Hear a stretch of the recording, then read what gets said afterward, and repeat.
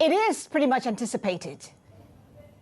Yeah, I think this is a game changer. You know, I've been talking about this for quite some time as we've been talking about the speculation of China opening up and when that would happen and what would that look like. And atop the criteria list to check off the boxes, it would be a change of narrative coming from Beijing. And that is essentially what we have gotten. We've had false dawns about the opening up of China before, like when lockdown is lifted in a city like Shanghai, then the markets rejoice and the shoppers and the consumers rejoice, only to see other cities fall into lockdown. Those were so-called false dawns. But now what we're seeing is the central government essentially is going to come out with a nationwide blueprint for eliminating unnecessary PCR tests, perhaps even unnecessary, smartphone app checking in everywhere across the city. That's yet to be determined. Also, home quarantine is potentially a game changer for less high-risk cases. You can quarantine potentially at home. Again,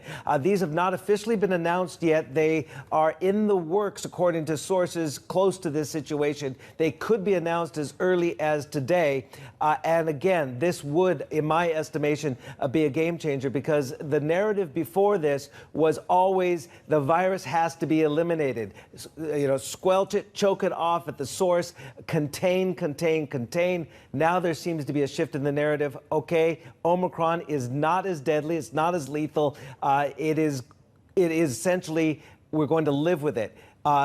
And that's a game changer as far as I'm concerned. It is more contagious, however, than the original virus. And that brings us to the point about vaccinations here and how they lack an mRNA one. And also it is the elderly which are most perhaps risk to, Steve, here. So they're also marrying this with the recognition that economic development has been hurt. Sure. And how much of that has really propelled the authorities to change this narrative in the mood music? Yeah, I think that's a bit of a double-barreled question. I'll answer the second part first as far as the economic, damage. Essentially, there's been criticism that the COVID-0 policy has been just all about containing the virus. Now, with the Politburo coming out with a statement essentially saying COVID curbs and COVID controls must be in lockstep, and I paraphrase, with economic development, tells me that that narrative now has changed. And there's no doubt that the COVID-0 policies and the containment and the 2-month lockdown in Shanghai did almost irreparable damage to the economy. We'll come back to that. We're just getting breaking news. Breaking down these November numbers here. These are yuan terms right now. Imports falling 1.1% in yuan terms. We're looking for 7.1% growth here.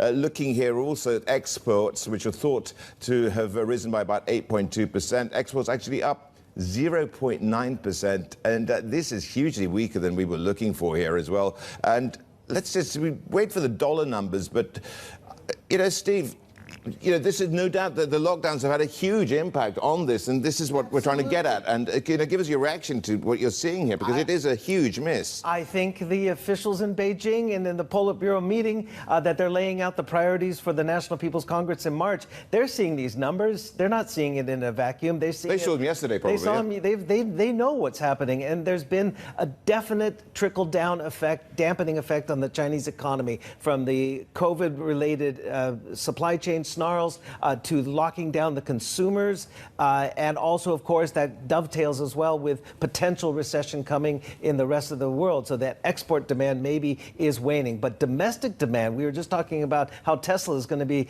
scaling back some of its, production output by as much as 20% because the consumer is not feeling confident in China right now. So this is going to be a bit, if these new measures do come out and as expected, perhaps as early as today, this should give a huge boost to the domestic consumer in China. They'll be more confident. They won't be paralyzed by going out and feeling that they could potentially be arrested or contained, that they have to have a PCR test just to go to the shopping mall, public transport and the like. The consumer could come back in China with great force.